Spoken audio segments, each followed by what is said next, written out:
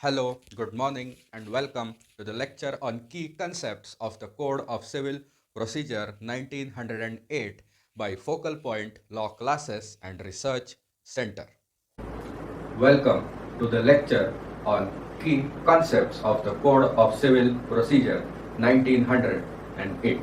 In this lecture, we shall be covering the following subtopics. Number 1, we shall be covering the entire subtopic of summary procedure, that is order 37 of the Code of Civil Procedure. And number 2, we shall also be covering the topic of suits by indigent persons, or simply Pauper Petitions. However, we have added one exciting feature to our lectures, and that is, as you can see below, the section which is known as Food for Thought. This section is designed to encourage self-study and also to encourage a deeper understanding of the law and development of the law. Like always, we have divided this lecture into two parts only for your convenience. Therefore, in the next part of this lecture on the key concepts of the Code of Civil Procedure, we shall be covering temporary injunctions and permanent injunctions. Permanent injunctions is a topic which is found in the Specific Relief Act. It is not found in the Code of Civil Procedure. However, just because it is related to the topic of temporary injunctions, we shall be covering the topic of temporary injunctions as well. Therefore, let us start with the first subtopic, that is summary procedures. Let us start discussing this subtopic with the meaning of the word summary procedure. What does the word summary mean or signify?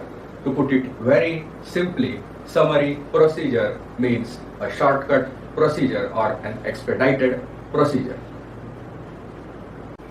Let us try to understand the objectives behind the inclusion of Order 37 into the Code of Civil Procedure. Why does the summary procedure exist? What purpose does it serve? It has three main objectives.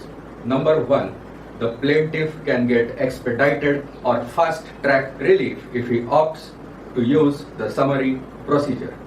Number 2, the defendant is prevented from prolonging the suit unnecessarily by raising frivolous or sham defenses. And finally, and most importantly, number 3, it ensures speedy disposal of cases or disputes arising out of commercial transactions. Now, we are about to discuss a very important point, so please pay attention. Let us try to understand the types of civil suits where summary procedure can be used. I want you to remember that summary procedure cannot be used in all kinds of civil suits. There are only certain specific kinds of civil suits, or there are certain specific classes of civil suits where summary procedure may be used by the plaintiff. Therefore, let us try to understand what those types of suits are. Number 1, summary procedure can be used in suits arising out of hundis, promissory notes, or bills of exchange. And number 2, summary procedure can also be used in suits arising out of money owed or liquidated damages owed or debts owed out of 1, a written contract, number 2, due to an enactment, and number 3, under a contract of guarantee. Now, I perfectly understand that this is not easy to grasp. Therefore, let us try to understand and explore what is an enactment and what is a contract of guarantee. An enactment is any piece of legislation passed by the state or the central government. Therefore, if any money becomes payable due to any enactment which is passed by the government, then such a suit can be tried summarily, or summary procedure may be used in such a suit. And I hope you remember that section 127 to 147 of the Indian Contract Act deals with the contract of guarantee.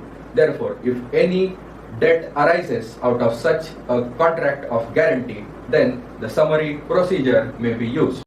Let us try to understand the essential elements which must be included in every summary suit.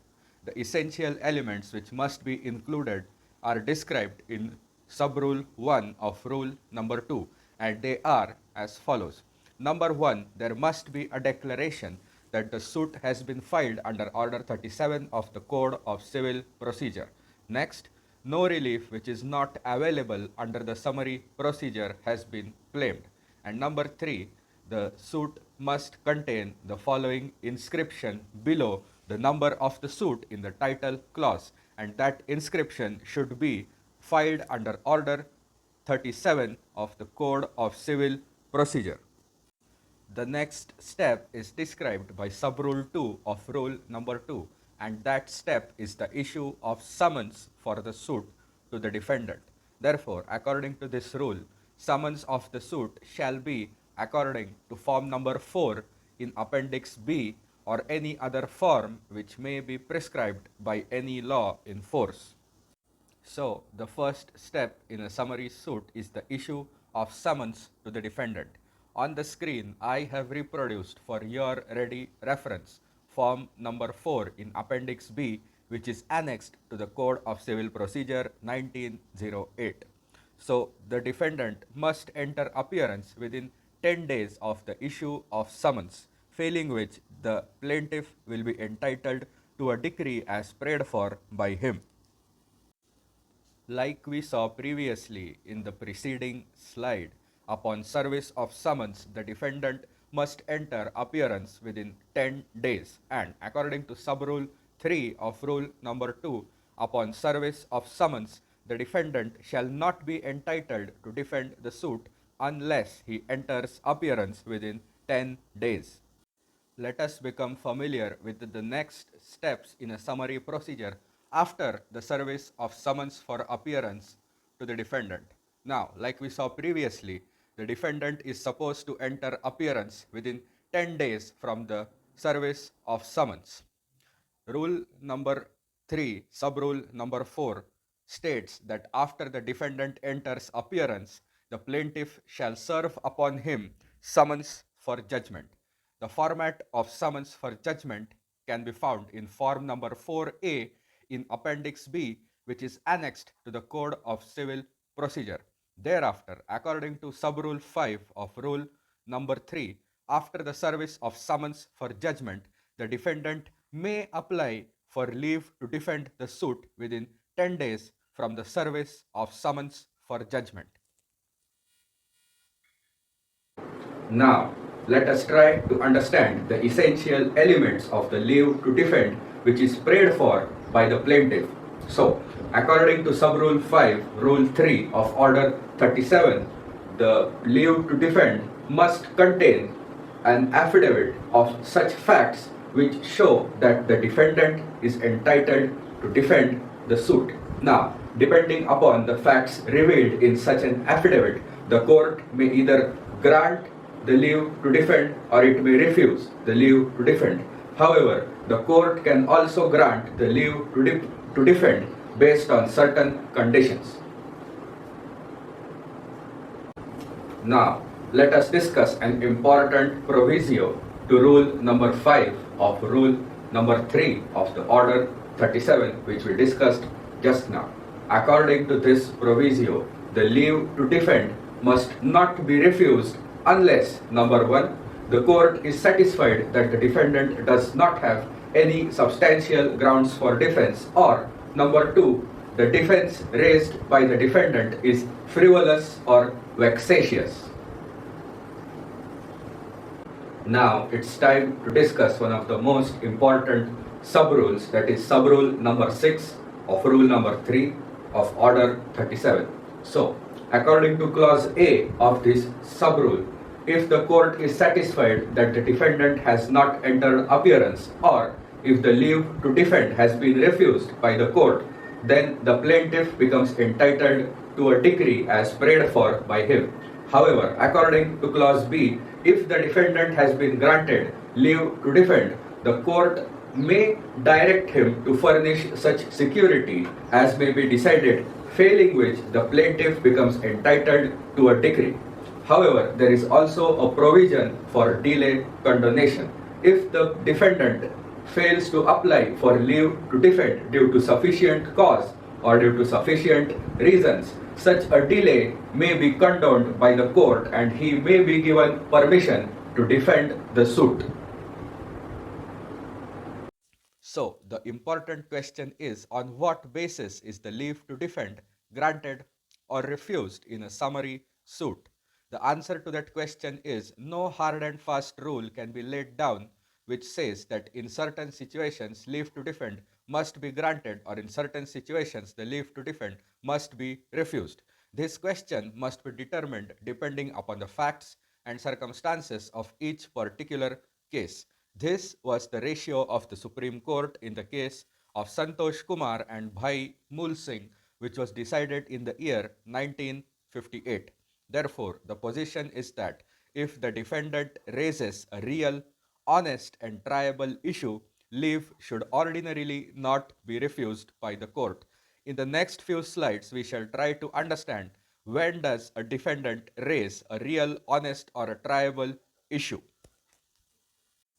In the previous slide, we saw that leave to defend should ordinarily not be refused if the defendant raises a bona fide defense or if he raises a triable issue.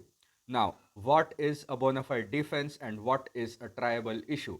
The answer has been provided by the Honorable Apex Court in the case of Raj Duggal and Ramesh Kumar. Therefore, what is a bona fide defense? If the facts alleged by the defendant are proved, he will have a good defense or a plausible defense. Now let us understand what is a triable issue. When there is uncertainty regarding the meaning of a document, when there is uncertainty regarding money which is due, or where the defendant is entitled to cross-examine the plaintiff, it can be said that the defendant has raised a triable issue. There are 2 or 3 other important points which have been decided by the Honorable Apex Court in this case, that is Raj Duggal and Ramesh Kumar. Therefore, it is important that we discuss those points. Therefore, it must be remembered that leave to defend should not be refused merely because the defense raised is inherently implausible or inconsistent. Next, leave should not be refused even when the defendant shows that on a balance of probabilities he has an honest or a bona fide defense. However, leave to defend should be refused when the defendant is merely trying to prolong the litigation by raising frivolous or untenable defenses. Now let us try to understand the final step in the summary procedure. That is, what happens after the leave to defend has been granted. The answer is provided by rule number 7. So, according to rule number 7, save as provided by this order, the procedure in suits hereunder shall be the same as procedure in suits instituted in the ordinary manner. Now, what is the meaning of these words?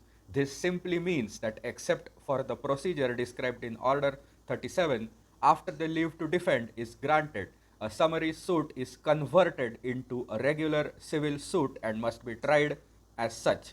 Please remember that after the leave to defend is granted, a summary suit is converted into a regular civil suit and must be tried according to the procedure of a regular civil suit. Now, what is the conclusion that we can draw from this whole discussion? There is only one conclusion, and that is a plaintiff can get expedited relief or fast track relief only if the leave to defend is denied by the court. Because like we saw, if the leave to defend is granted, the summary suit gets converted into a regular civil suit. Therefore, when the leave to defend is granted, there can be no expedited relief to the plaintiff. In the next few slides, we shall be discussing 2 important cases decided by the Honorable Supreme Court pertaining to summary suits, and they are number 1, the case of Milkhi Ram, and number 2, the case of Mechalec engineers. So let us turn to the case of Milkhi Ram first. Let us understand the facts of this case. So, respondents filed a suit against the appellants before the original side of the Bombay High Court based on money which was due and recoverable under certain promissory notes.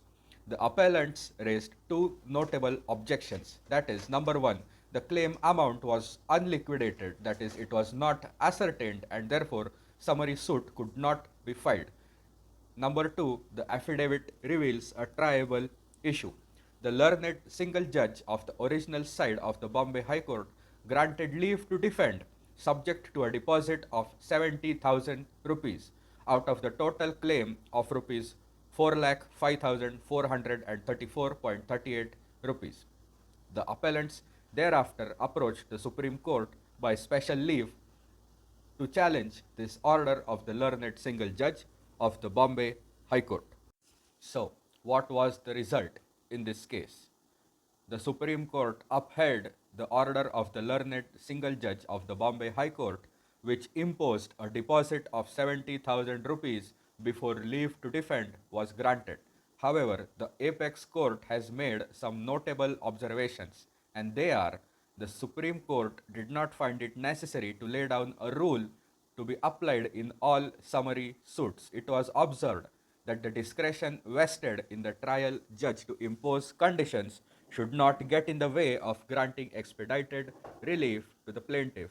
This means that in genuine triable cases, harsh conditions like a deposit should not be imposed.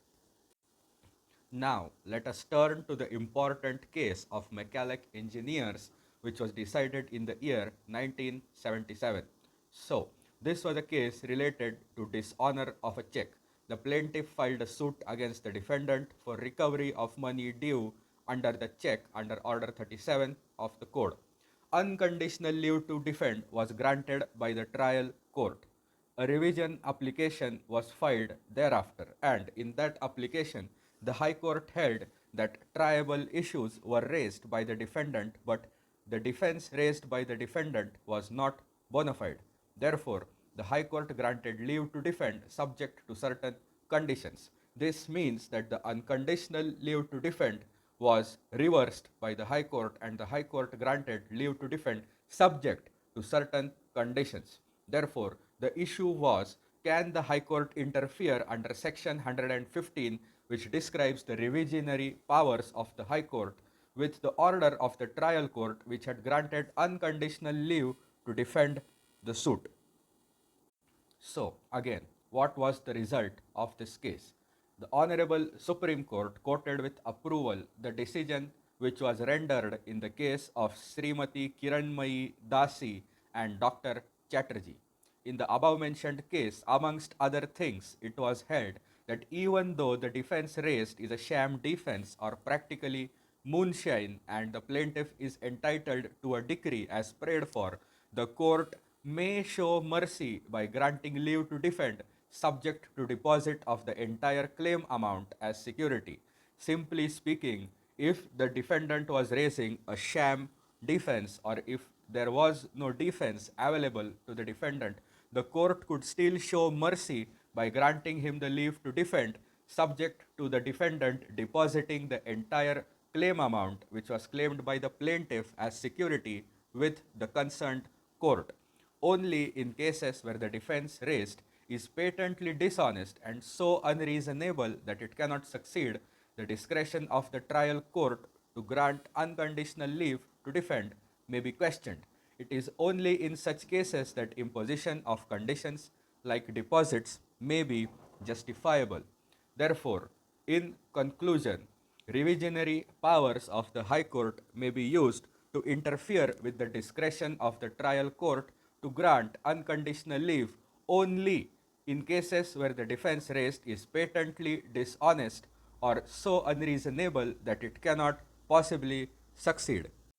When we started discussing this case, we saw that the High Court had held that the defendant had raised some triable issues, and in the previous slide we saw that the discretion of the trial court in granting conditional or unconditional leave to defend can only be interfered with under Section 115 by the High Court when the defense raised is patently dishonest or there is no chance of the defense succeeding. This was not the case in the present situation. In the present situation, like we saw previously, the High Court itself had held that the defense had raised a bona fide triable issue. Therefore, finally, it was held that under section 115 there was no reason for the High Court to interfere with the order of the trial court which had granted unconditional leave to defend to the defendant. Therefore, as a result, the order of the High Court was set aside and the order of the trial court was restored. As a result, the appeal was allowed. There is one more important point which must be noted. Presently, cases of dishonor of checks are governed by the procedure laid down in section 138 of the Negotiable Instruments Act. The time when this case was decided is 1977. It must be remembered that in 1977 there was no procedure contemplated under section 138 which was applicable to dishonor of checks. Before moving on to the second part of this lecture, that is Pauper Petitions, let us get a brief overview of the summary procedure under Order 37. This can be your go-to page whenever you want to revise this topic within 5 minutes. So, feel free to take a screenshot for later revision. Naturally, the first step is the filing of a summary suit under Order 37. Try to remember that the summary procedure is applicable to only a specific class of suits within commercial transactions. Next step is the issue of summons to the defendant to enter appearance within 10 days from the service of summons. After the defendant enters appearance, the next step is the issue of summons for judgment. Thereafter, the defendant must apply for leave to defend within 10 days from the service of summons for judgment. When the defendant applies for leave to defend, there can be 3 results. Number 1, the leave to defend is rejected. Number 2, unconditional leave to defend is granted. And number 3, a conditional leave to defend is granted. If leave to defend is rejected, the plaintiff becomes entitled to a decree as prayed for by him. If the leave is granted or if the leave is granted subject to certain conditions, the summary suit gets converted into a regular civil suit and must be tried as such. We have discussed in great detail the situations in which the leave to defend may be rejected, may be granted, or may be granted subject to certain conditions. Now, let us start discussing the second subtopic of this lecture, that is suits by indigent persons or pauper petitions. At the very outset, it is important to understand the meaning of the word pauper or the meaning of the word indigent. So, what is the dictionary meaning of the word pauper? Simply speaking, pauper means a beggar, and an indigent person is a person who is poor or who is needy. Therefore, Order 33 of the Code of Civil Procedure allows an indigent person to file a civil suit without the payment of the requisite court fees. Normally, a complaint can only be filed after the payment of the required or the prescribed court fees. Let us try to understand the objectives of pauper petitions or suits by indigent persons. What objective does it serve? Number 1, it is designed to protect the bona fide interests of indigent persons. Number 2, it is designed to also protect the revenue of the state. And number 3, it is also designed to prevent harassment or vexation to the defendant. Now let us try to understand the definition of the word indigent person as described in the Code of Civil Procedure. The definition of an indigent person is found in explanation number 1 of rule number 1 of Order 33 of the Code. According to explanation number 1, a person who does not possess the sufficient means to pay the prescribed or the requisite court fees is described as an indigent person. And also, if no such court fee is prescribed, a person who is not entitled to a property worth rupees 1,000 is also defined as an indigent person in terms of the Code of Civil Procedure.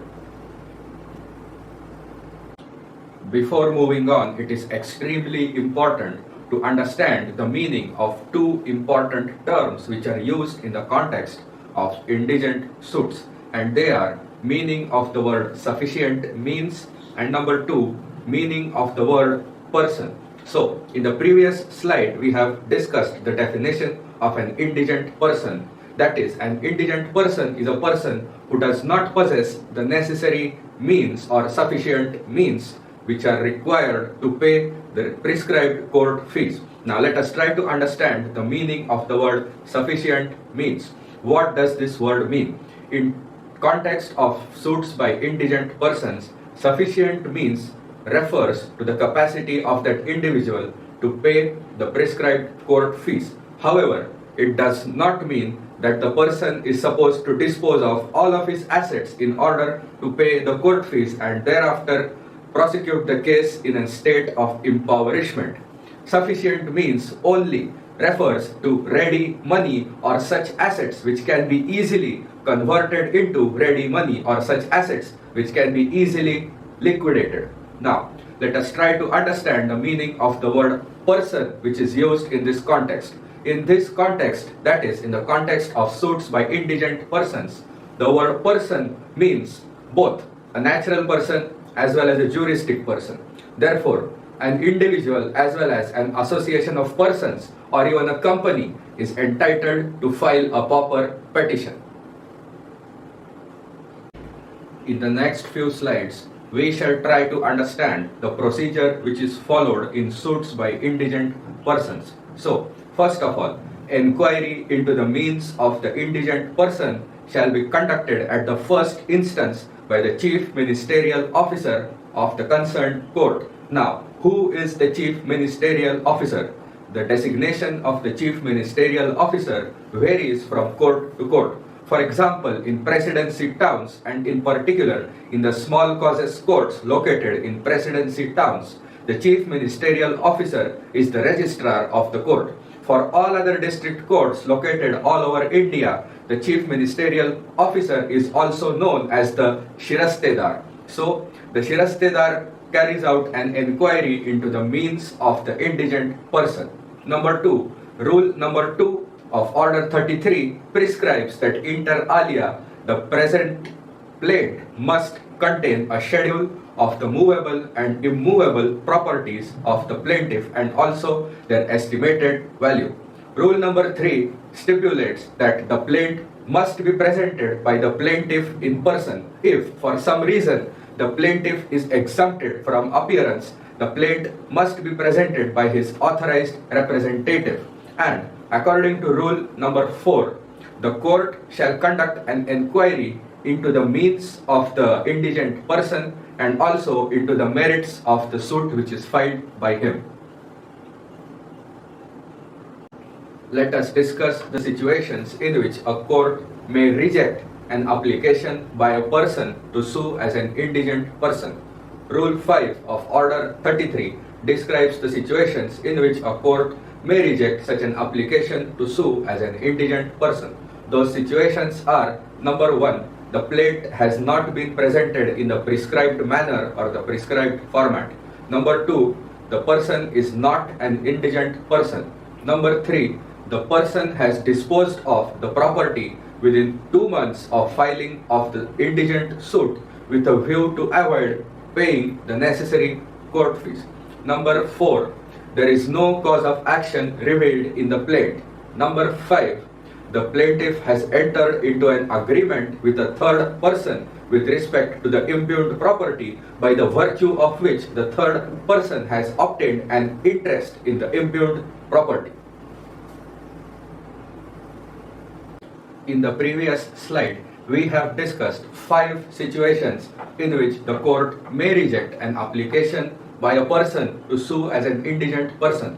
There are 2 more situations described by Rule 5 and they are as follows. Number 6, if the suit appears to be time barred, an application to sue as an indigent person will be rejected by the court. And finally, if it appears to the court that somebody else is financing the litigation by the indigent person, the application to sue as an indigent person will be rejected by the court.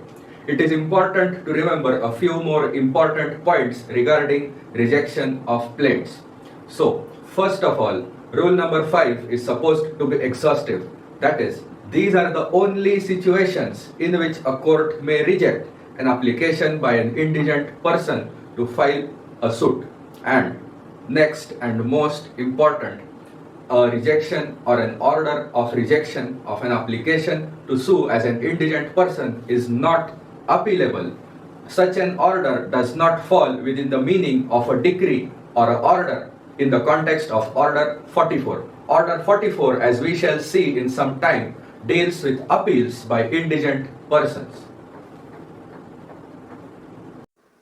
In the previous slide, we saw that an application to sue as an indigent person may be rejected under rule number 5 if any of the conditions mentioned in rule number 5 are satisfied.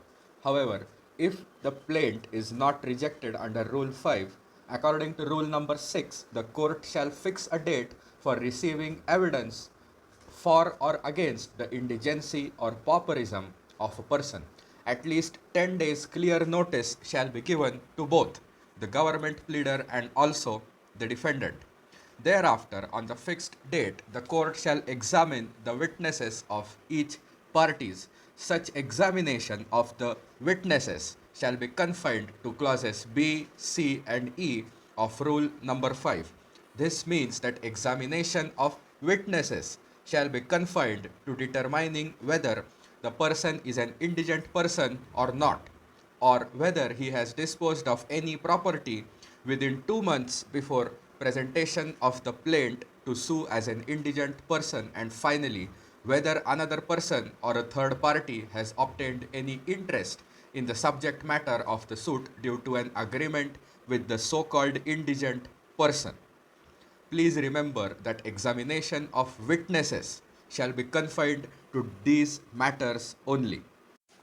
In the previous slide, we saw that under rule number 7, the court can examine witnesses only regarding certain matters. To be specific, the matters enumerated in clauses B, C, and E of rule number 5.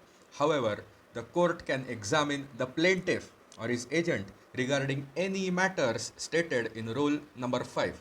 The court shall also hear arguments at this stage made by the parties, and after the examination, the court may either allow or it may disallow a person to sue as an indigent person. Now let us look at what happens when leave to sue as an indigent person is granted. According to rule number 8, when such a leave or permission is granted by the court, the suit is numbered and registered, and the application to sue as an indigent person is deemed to be a plaint. The suit is to proceed in an ordinary manner from this point onward, except that the plaintiff is not expected to pay any court fees till the conclusion or determination of the suit.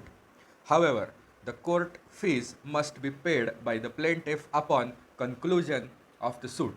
Rule number 10 to 14 provide for the recovery of court fees from the indigent person by the state government, which we shall look at in the next few slides. When the permission is granted by the court to a person to sue as an indigent person, there can be 3 scenarios which might happen. Number 1, naturally, it can happen that the indigent person succeeds in his suit. Number 2, the indigent person might fail in his suit. And number 3, the suit or the proceeding might get abated due to some reason. Let us try to understand how the government recovers court fees in each of these situations. So, first of all, under rule number 10, if the indigent person succeeds in his suit, the government, that is specifically the state government, has the first charge over the subject matter of the suit for the amount of court fees. Thus, we can see that in a suit by indigent person, the court fees are not waived off at all. Collection of court fees is merely postponed till conclusion of the suit. Next, let us look at what will happen if the indigent person fails. So, according to rule number 11, the court shall order the plaintiff, that is the indigent person, to pay the court fees in the following cases. Number 1, naturally, where the indigent person fails in his suit. Number 2, where the plaintiff is dispaupered under rule number 9. Number 3, where the suit is withdrawn by the plaintiff. Number 4, where the suit is dismissed for the following reasons. A, non-appearance of the plaintiff on the hearing date, or when the summons are not served upon the defendant due to any failure or fault of the plaintiff. So, according to rule number 11, the court shall order the pauper or the indigent person to pay the court fees in all the cases that we have discussed just now. Moving on, let us look at a few more important rules. According to rule number 11A, if the suit abates due to any reason like death of the plaintiff or joinder of another co-plaintiff, court fees become recoverable. Under rule number 15, if the application to sue as an indigent person is rejected by the court, it shall serve as a bar or it shall serve as res judicata for the plaintiff to sue as an indigent person with respect to the same cause of action or with respect to the same right to sue. Under rule number 15A, if the court rejects an application to sue as an indigent person, it can grant time to the plaintiff to pay the prescribed court fees. Upon payment of the prescribed court fees and any other costs which may be ordered by the court, the suit shall be deemed to be instituted as a regular suit on the date on which the application to sue as an indigent person was filed by the plaintiff. Before discussing important case laws related to this topic, let us get a brief overview of the whole procedure in suits by indigent persons. Like I said previously, this can serve as your go-to page for revision when you are in a hurry and when you want to revise within 5 minutes. So, first of all, under Rule 1, the complaint must be presented to sue as an indigent person. The next step is the inquiry into the means of an indigent person by the Chief Ministerial Officer of the court under Rule 1A. The next step is examination of the applicant under Rule number 4. The next step can be rejection of the application under Rule number 5 or examination of witnesses and plaintiff after issuing notice under Rule number 6. Thereafter, there can be two results. Either the application to sue as an indigent person may be rejected or the application to sue as an indigent person may be allowed. If the application to sue as an indigent person is allowed under rule number 8, thereafter the suit proceeds in an ordinary manner and court fees become recoverable only after the conclusion of the suit. On the other hand, after rejection of the application to sue as an indigent person, like we saw previously, the court may order the plaintiff to pay the requisite court fees, and upon payment of such requisite court fees, the plaint shall be deemed to have been filed when the application to sue as a pauper or as an indigent person was first presented, and thereafter the suit shall proceed in an ordinary manner. Please note that in this lecture we have not covered appeals by indigent persons under Order 44. The reason is simple. Like always, for your convenience, I am trying to keep these videos, if possible, below 1 hour. That is the only reason we have not covered appeals by indigent persons under Order 44. In the last few slides of this lecture, we shall look at one important case pertaining to the topic of suits by indigent persons. Discussion of Order 33 of the Code of Civil Procedure would have been incomplete without discussing this important case of M.L. Sethi and R.P. Kapur, which was decided in the year 1972. So the facts are something along these lines. So R.P. Kapur filed a pauper petition against the appellant, that is M.L. Sethi, and his wife for recovery of 7,48,000 rupees for malicious prosecution. Notices were issued to the state government and the defendant under Rule number 6, Order 33. The appellant filed an application for discovery of documents on affidavit to show that the plaintiff, that is R.P. Kapur, was not a pauper or an indigent person. The trial court passed an order ordering or directing the plaintiff to discover on affidavit properties held by him and bank accounts maintained by him. Adjournment as prayed for by the plaintiff was not granted since the suit was pending for more than 7 years and the application to sue as an indigent person was dismissed, and the plaintiff was directed to pay the requisite court fees within 15 days. Thereafter, R.P. Kapur, that is the original plaintiff, challenged inter alia the order directing discovery in revision before the Allahabad High Court. Now let us try to understand the decision of the High Court.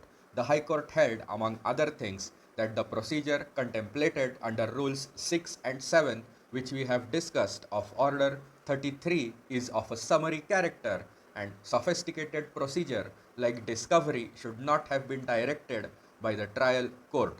Aggrieved by this order of the Allahabad High Court, the appellant approached the Supreme Court by special leave. Now let us understand what was the ratio of the Supreme Court in this case.